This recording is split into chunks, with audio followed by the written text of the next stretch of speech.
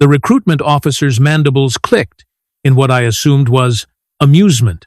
His 3 eyes swept over the human female standing before him, her application tablet glowing faintly in the dim light of the processing center. "You want to enroll in the Galactic Combat Academy?" His translator unit struggled with the tone, somewhere between disbelief and outright mockery. "You? Specifically?" The human, who had introduced herself as Kira Vance, simply nodded. She was small by human standards, I had learned, standing barely 5 feet tall with arms that looked like they could snap under the weight of a standard-issue plasma rifle. Her dark hair was pulled back in a practical knot, and her brown eyes held something that made my sensory organs twitch with unease. "I meet all the listed requirements," she said, her voice steady. "I passed the written examinations. I have the necessary academic credentials. According to Article 12 of the admission protocols, you cannot deny my application, based on species alone." The officer, a Krelthian named Vex, leaned back in his chair. It groaned under his bulk. Krelthians were massive creatures, built like walking tanks with exoskeletons that could deflect most small arms fire. The idea of this tiny human competing alongside them was, frankly, hilarious. "The requirements are minimums," Vex said, each word dripping with condescension. "They assume a baseline of physical capability. You barely reach my thorax when I stand. How exactly do you plan to complete the strength trials? Do you know what the standard training blade weighs?" 68 kilograms, Kira replied without hesitation. "Roughly 150 pounds in Earth measurements. I am aware." Vex's mandibles clicked faster now, a clear sign of agitation. "That blade weighs more than you do. You could not lift it off the rack, let alone wield it in combat simulation.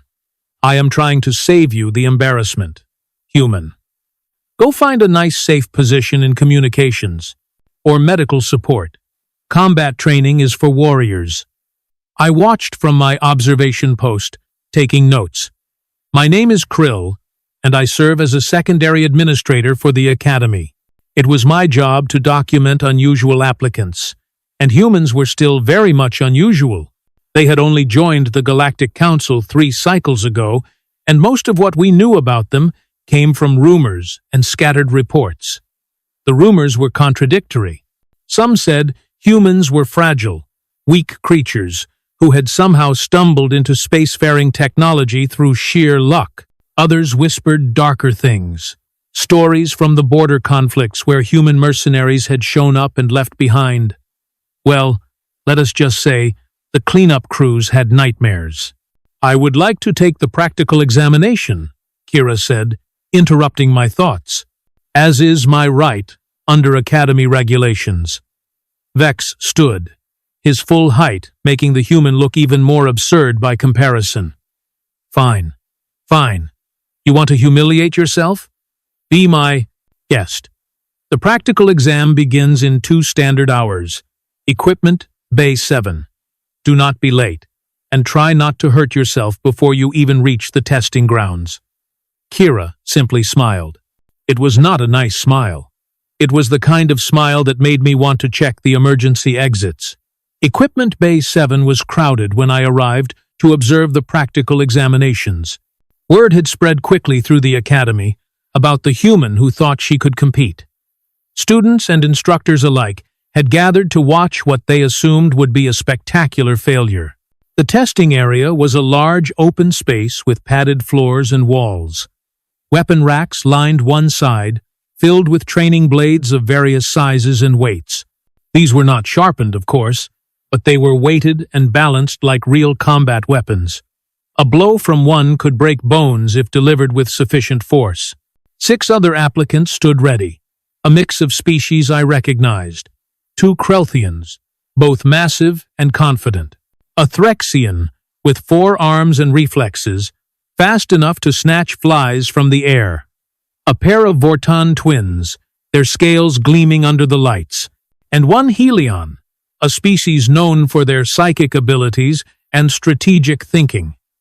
Then there was Kira, looking even smaller next to her fellow applicants.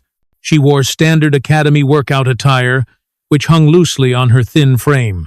Several of the watching students were already laughing. "Attention!" The voice belonged to Instructor Garth, a veteran of 17 campaigns and the head of combat training. He was a Maldorian, built like a barrel with legs and sporting scars that told stories his mouth never would. "You 7 have chosen to test for combat specialization. This is not like your academic trials. This is not about what you know. This is about what you can do when your life depends on it." He gestured to the weapon racks. "First trial is simple. Choose a blade, any blade. Then demonstrate basic forms 1 through 5. You will be judged on technique, power, and control. Failure in any category means automatic disqualification. Begin." The other applicants moved quickly. The Krelthians selected massive double-handed swords, the kind that could split a transport vehicle in half. The Threxian grabbed 2 lighter blades, one for each primary arm. The Vortons chose matching sabers. The Helion picked a long, slender weapon designed for precision strikes. Kira walked slowly to the racks, running her small hands over various weapons. She ignored the lighter training blades, the ones that would have made sense for someone her size. Instead, she stopped in front of a section that made the room go quiet. "Is that?" someone whispered behind me. It was the practice blade section for Brutarian warriors. Brutarians were the largest species in the known galaxy, averaging 8 feet tall and built like living mountains. Their training weapons were correspondingly massive, designed to build the crushing strength needed for their traditional combat style. The blade Kira was examining was the heaviest weapon in the room. Not 68 kilograms, not even close. This monstrosity weighed 135 kilograms, nearly 300 pounds of solid metal alloy, with a blade as long as Kira was tall. "She is joking," someone said. "She has to be joking." Instructor Garth crossed his arms, his expression unreadable. "Applicant Vance. Choose wisely. There are no second chances." Kira wrapped both hands around the grip. The room held its collective breath. She bent her knees, set her feet, and pulled. Nothing happened. Laughter erupted from the watching crowd. Even some of the other applicants were grinning. This was exactly what everyone had expected. The foolish human had overestimated herself, and now she would slink away in shame. But Kira did not let go. She adjusted her stance, her jaw set in concentration. Her arms trembled with effort. The blade did not move. "Enough," Garth said, his voice cutting through the laughter. "Select a different weapon, or forfeit." "One moment," Kira said through gritted teeth. Her face was turning red, veins standing out on her neck. She bent lower, changing her angle. Her entire body shook with strain. And then, impossibly, the blade moved. Just a centimeter. Then, another. The laughter died, as if someone had flipped a switch. Kira's arms were shaking so violently, I thought they might tear from their sockets, but she kept pulling, kept lifting. The blade came off the rack with a metallic ring that echoed through the suddenly silent bay. Kira staggered, nearly dropping it, but somehow kept her grip. She stood there, trembling, holding 300 pounds of forged metal in her inadequate-looking arms. "Impossible," breathed one of the Krelthian applicants. That should not be possible." Instructor Garth's expression had not changed, but his eyes had narrowed with interest. "You have chosen. Now perform the forms. You have 60 seconds to complete all 5.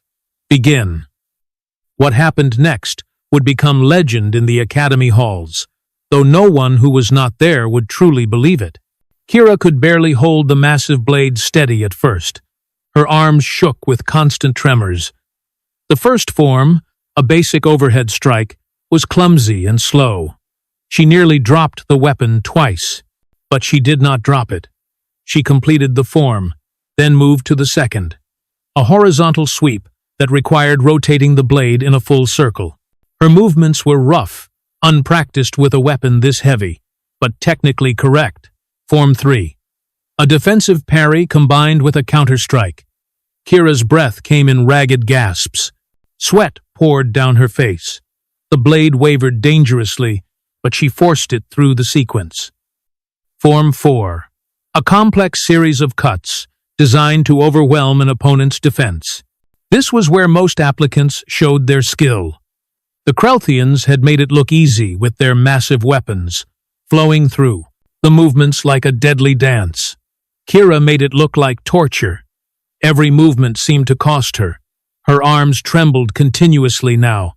Her legs shook from the effort of keeping herself upright. But somehow, impossibly, she executed each cut. The timing was off. The power was inconsistent. But the technique was there. 15 seconds, Garth announced. Final form. Form 5 was the hardest. It required lifting the blade overhead with fully extended arms, holding it steady for 3 full seconds, then bringing it down in a perfectly controlled strike that stopped exactly 1 inch from the ground. It tested strength, control, and precision all at once. Most applicants who made it this far still failed on Form 5. Kira raised the blade. Her arms were shaking so badly I could see it from across the room. The weapon wavered left, then right. She was going to drop it. She had to drop it. No human could possibly hold that weight overhead, not with those thin arms, but she did.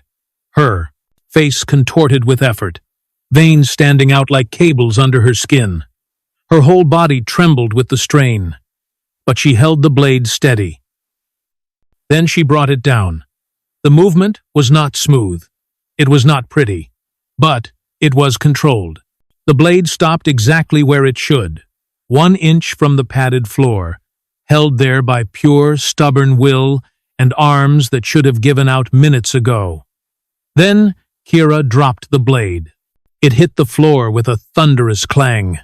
She fell to her knees, gasping for air, her arms hanging limply at her sides. The room was silent. Nobody laughed now. Nobody moved.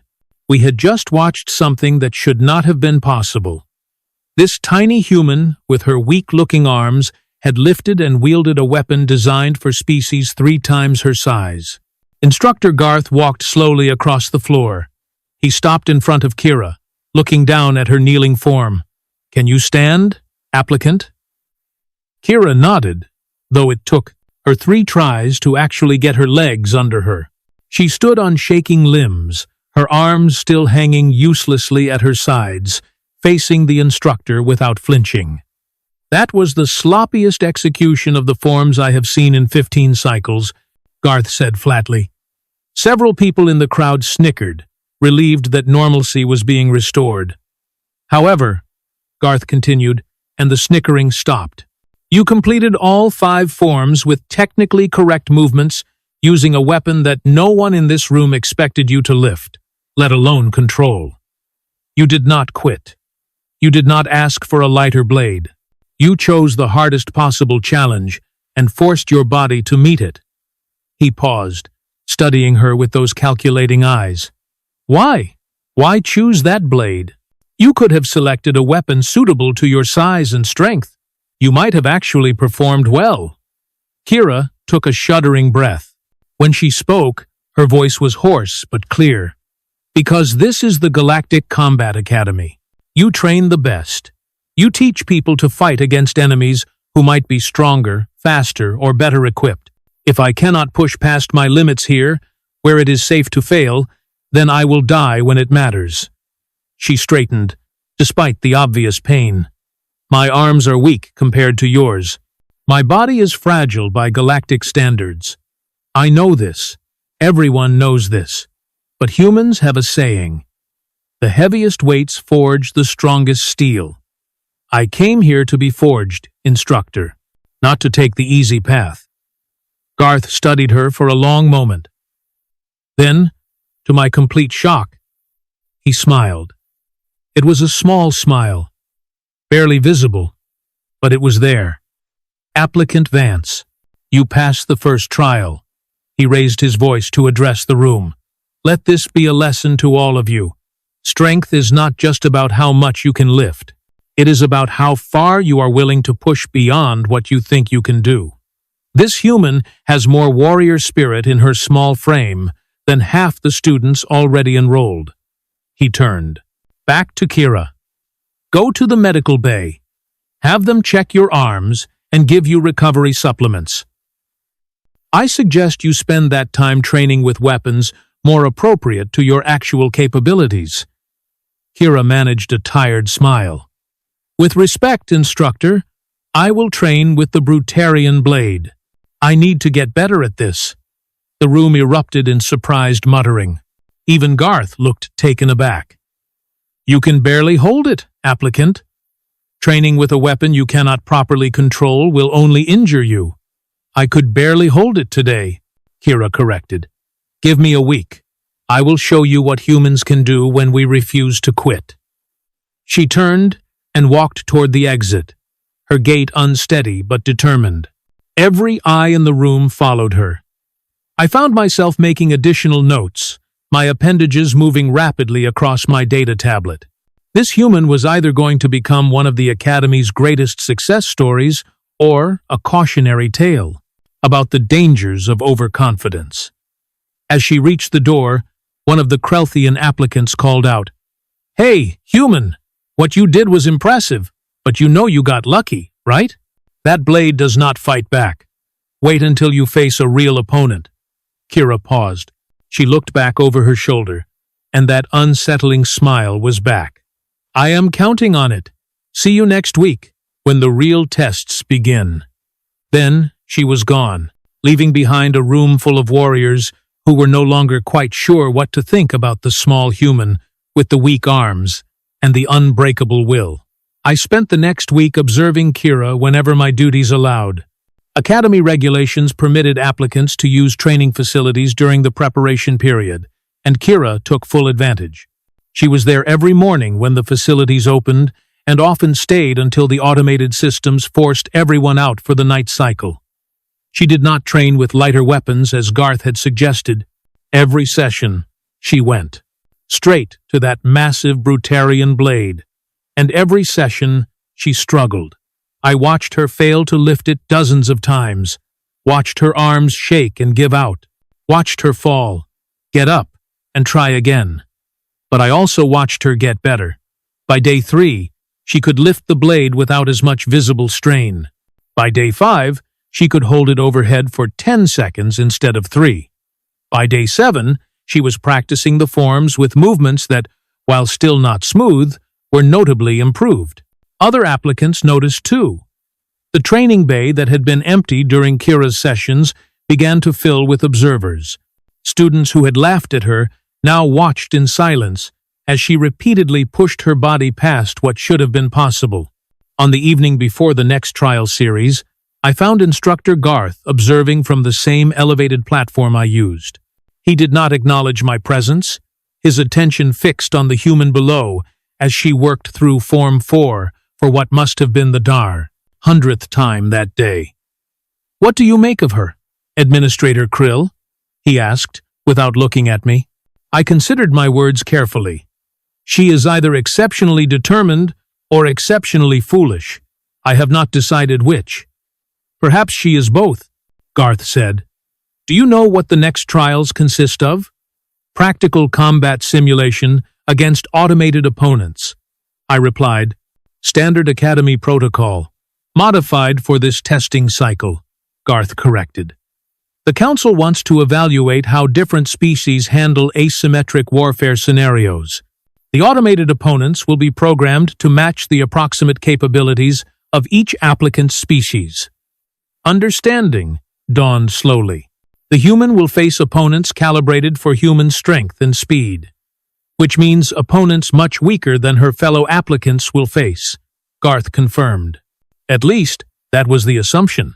But watching her train with that blade, I am no longer certain the calibration will be appropriate. Below us, Kira completed the final form. The blade came down in a controlled arc, stopping precisely where it should. She held it there for a moment, then set it down carefully on the rack. Her arms still trembled, but nothing like that first day. She saw us watching and gave a small nod of acknowledgement before heading to the exit. "Tomorrow will be interesting," Garth said quietly. "Very interesting indeed." I could not help but agree. The human had surprised everyone once. Could she do it again? Or had she simply exhausted herself training with an oversized weapon when she should have been preparing for actual combat? Tomorrow would provide answers, and I suspected those answers would change how the Academy viewed human applicants forever. The combat simulation arena was far more intimidating than the equipment bay.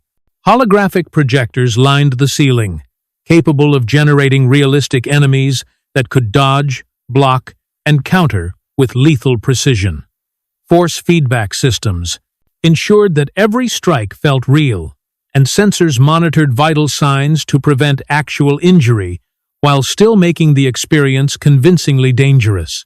I took my position in the observation gallery alongside other administrators and senior instructors. The 7 applicants stood in separate staging areas, each waiting for their turn.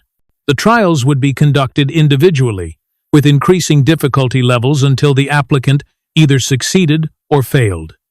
The Krelthians went first, naturally. They were expected to dominate these trials. The first one, a male named Torvik, entered the arena, wielding his massive double-handed sword. The holographic system activated, generating 3 opponents, matching Krelthian physiology. What followed was brutal efficiency.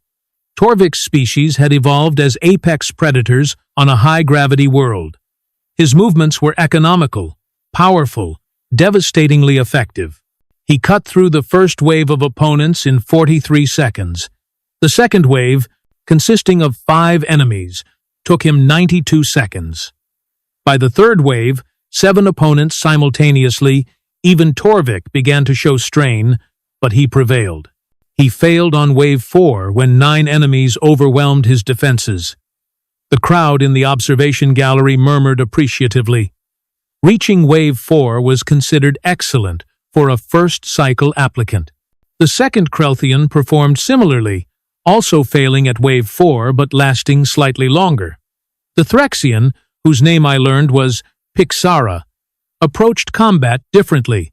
With 4 arms and lightning reflexes, she wielded multiple blades simultaneously, creating a whirlwind of strikes that confused her opponent's targeting algorithms. She made it to Wave 5 before being overwhelmed. The Vorton twins fought as a synchronized unit during their individual trials, having apparently trained their entire lives for exactly this type of combat. Each reached Wave 4. The Helion applicant used psychic abilities to predict opponent movements, compensating for inferior physical strength with superior positioning. Wave 3. Then, it was Kira's turn. She entered the arena carrying that same Brutarian blade. Murmurs rippled through the observation gallery. Instructor Garth leaned forward in his seat, his expression unreadable. Vex, the recruitment officer, muttered something about humans and their suicidal tendencies. "Applicant Vance," the automated system announced. "Calibration complete. Opponents will match human baseline physiological parameters. Ready status?" Kira rolled her shoulders, adjusted her grip on the massive weapon. "Ready. Wave 1. 3 opponents. Begin." 3 human-shaped figures materialized, each wielding standard training blades appropriate for human size and strength. They moved with human speed, human reflexes, human strength parameters, as recorded in the Galactic database.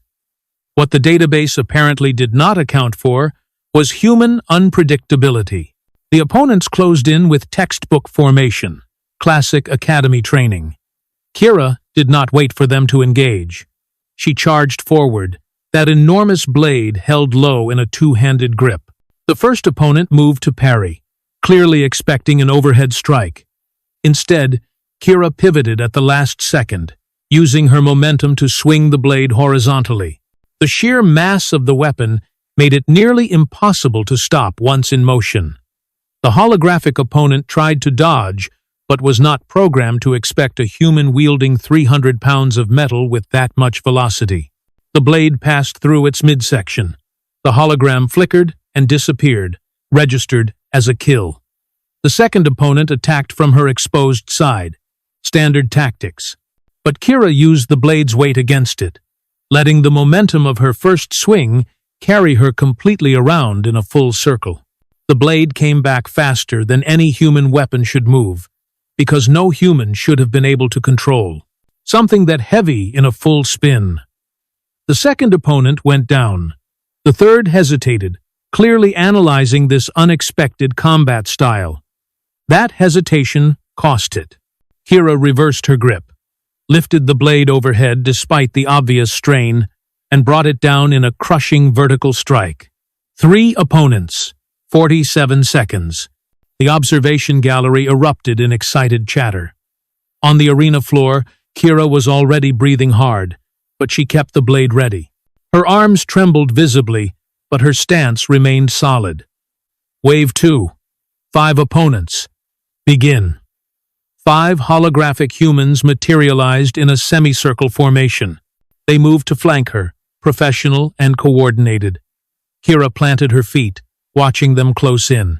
At the last possible second, before they entered striking range, she roared, the sound raw and primal, and launched herself at the rightmost opponent. The sudden aggression broke their formation.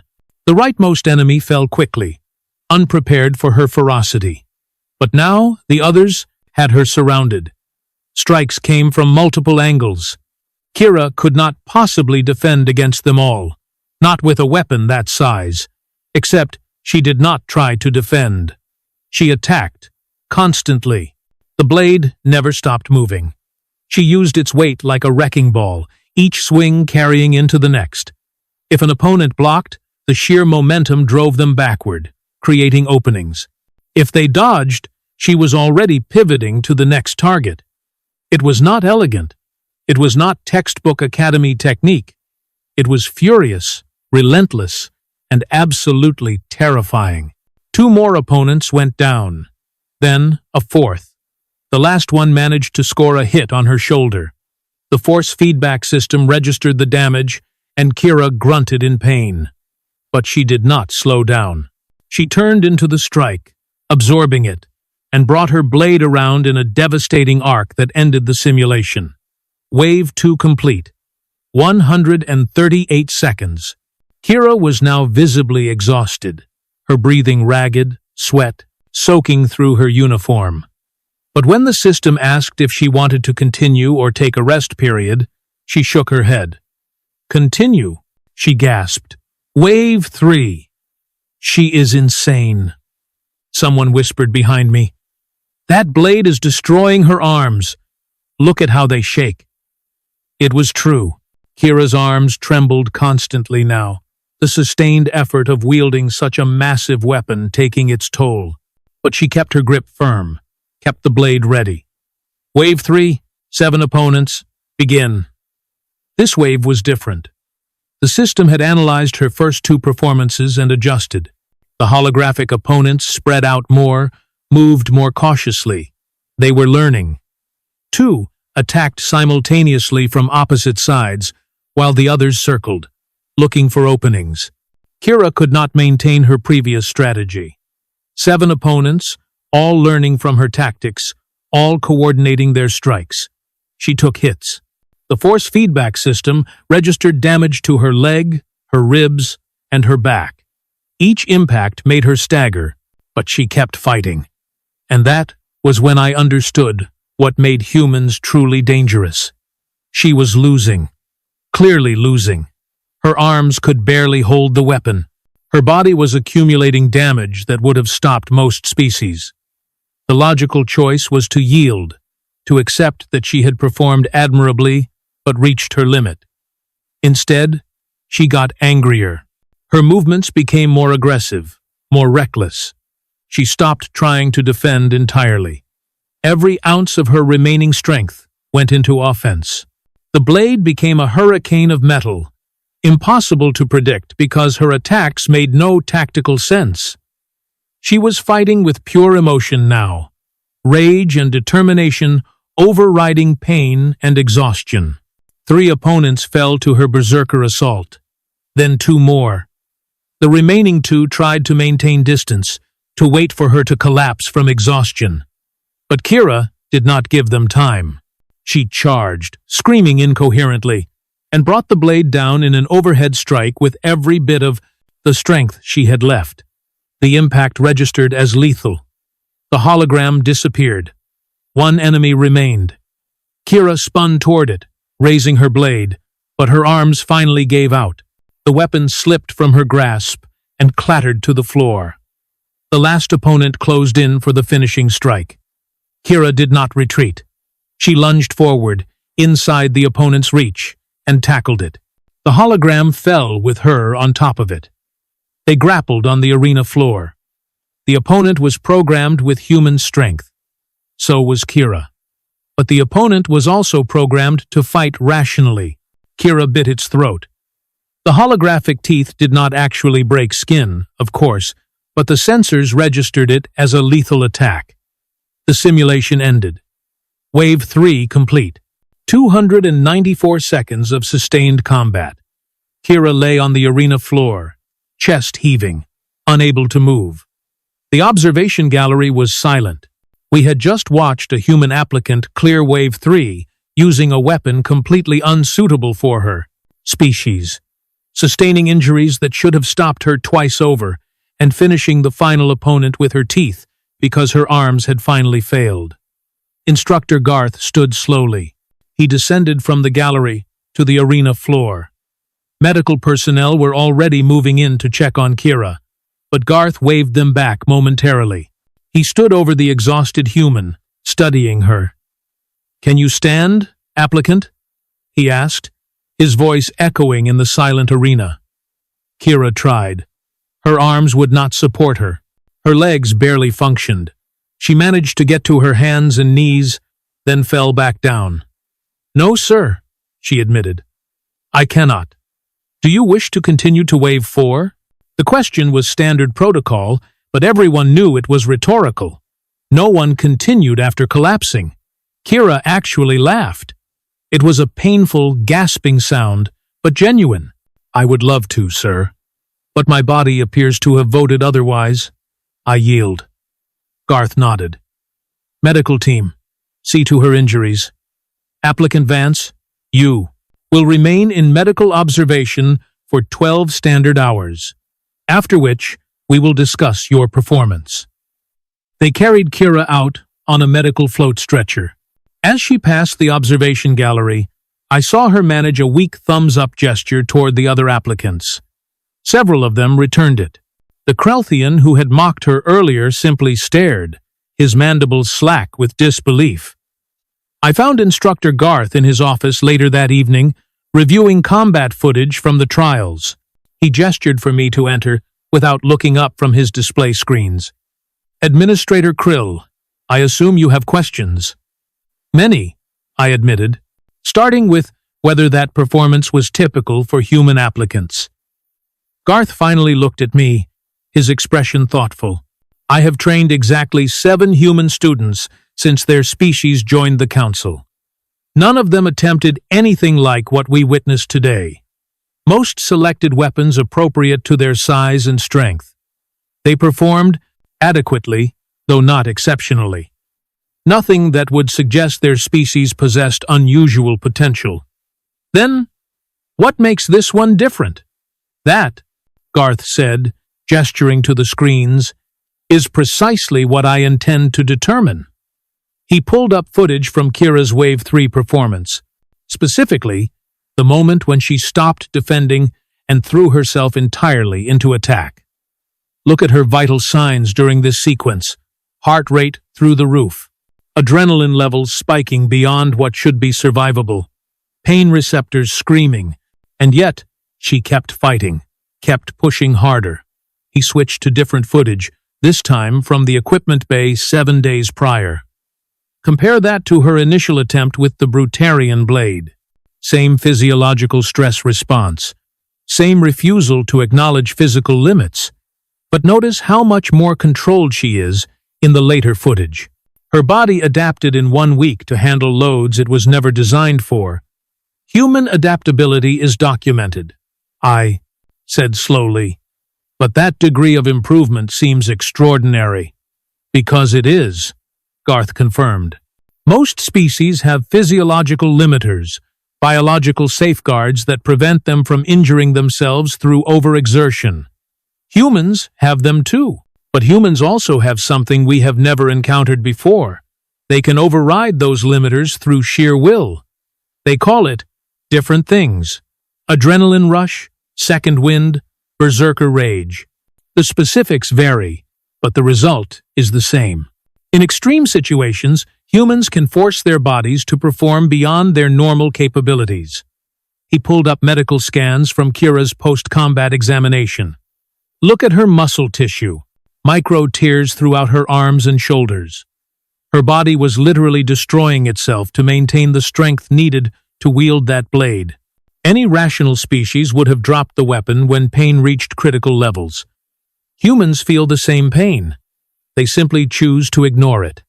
I studied the scans with growing unease. That seems like a severe design flaw.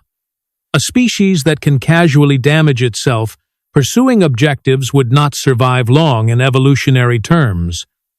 Unless, Garth said quietly, that trait provided sufficient advantage to outweigh the costs. Humans evolved on a death world, Administrator. Predators everywhere, hostile climate, limited resources. Every other species on their planet was faster, stronger, or better armed than they were. So humans developed the ability to keep going when any sane creature would quit. They hunted prey by following it for days until it collapsed from exhaustion. They survived injuries that should have been fatal through sheer refusal to die. They won battles they should have lost because they were too stubborn to acknowledge they were beaten. He closed the displays and looked at me directly. Kira Vance lifted a 300-pound blade, not because her body was capable of it, but because she decided it was going to be capable of it. She cleared Wave 3, not because she had superior training or equipment, but because she refused to accept any other outcome. That mindset, Administrator, is what makes humans dangerous. So you believe she deserves admission to the Academy? I believe she has earned it more thoroughly than any applicant I have tested in my entire career, Garth said firmly. But I also believe she needs guidance before that determination kills her. Humans are powerful when properly directed, but undirected human stubbornness is simply suicide with extra steps. Kira was released from medical observation the next morning.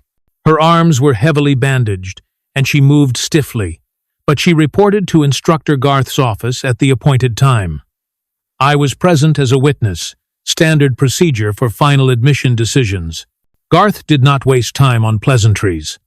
Applicant Vance, you cleared Wave 3 of the combat trials, placing you in the top 15 percentile of all tested applicants this cycle. Your performance was noted by multiple senior instructors. Congratulations. Kira's face lit up, then immediately became cautious. But, Garth continued, you also sustained injuries that should have ended your trial in Wave 2. You wielded a weapon completely inappropriate for your physiology. Your tactics were reckless to the point of self-destruction. In actual combat, you would have been killed. The light in Kira's eyes dimmed. I see. No, Garth said sharply. You do not see. You passed the trials, applicant. You are accepted into the Galactic Combat Academy, pending final medical clearance. But your admission comes with conditions. Kira straightened, despite her obvious pain. What conditions, sir? First, you will train with weapons appropriate to human physiology. The Brutarian blade demonstrated your determination, but it is not a practical combat tool for your body. Second, you will attend mandatory sessions with our tactical psychology specialists. They will help you channel your aggression more effectively. Third, You will serve as a case study for developing training protocols for future human applicants. Your species has potential we have only begun to understand." He leaned forward, his tone serious. "And finally, you will learn when to quit. Determination is valuable. Stubbornness is admirable. But knowing your limits and fighting smart instead of hard is what separates living warriors from dead heroes. Do you accept these conditions?" Kira's smile was back, bright and genuine. "Yes, sir. All of them?" "Good. Classes begin in 2 standard weeks. Use that time to heal. When you return, the real work begins." He paused, then added, "One more thing. Applicant. That moment, at the end of Wave 3, when you bit your opponent's throat, that was recorded. It has already spread through the Academy networks. You are going to have a reputation." Kira actually laughed. "Good. Let them remember that humans fight with everything we have.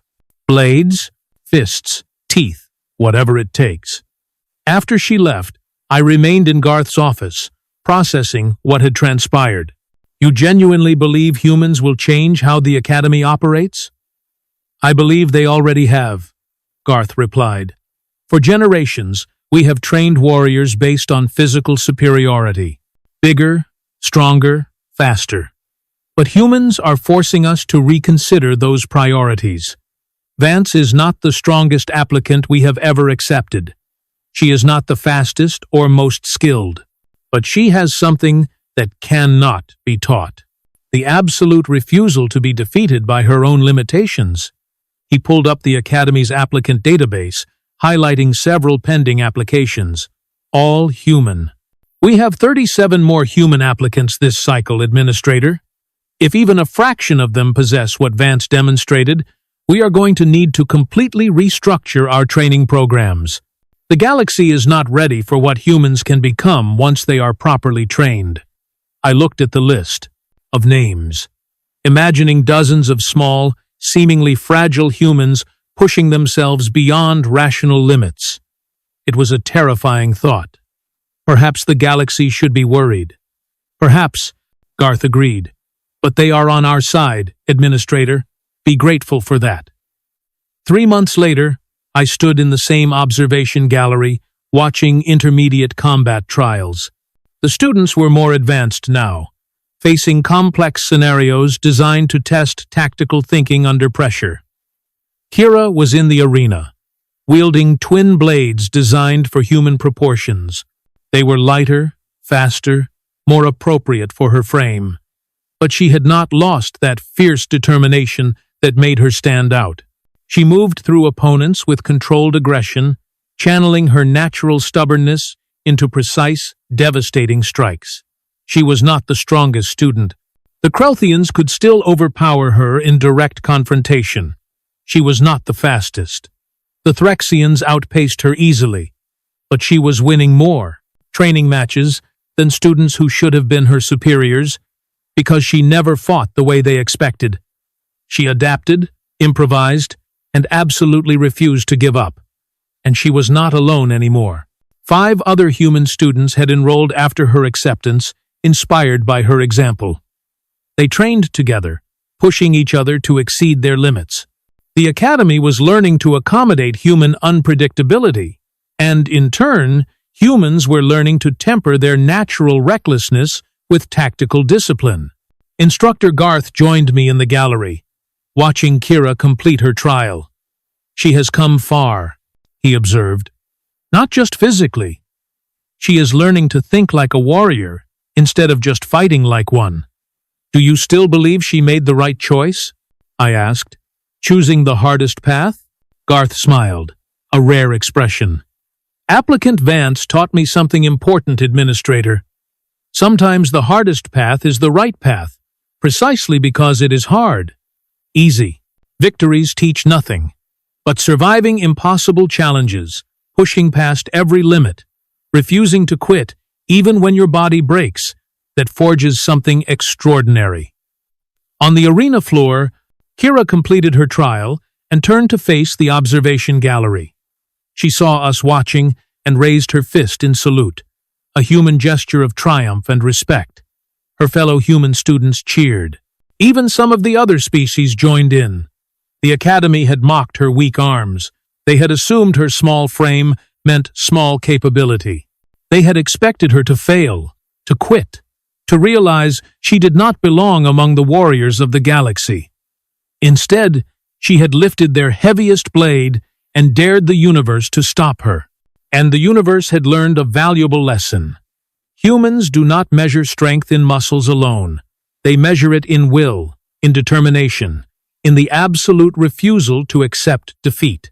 Give a human an impossible task, and they will not see impossibility.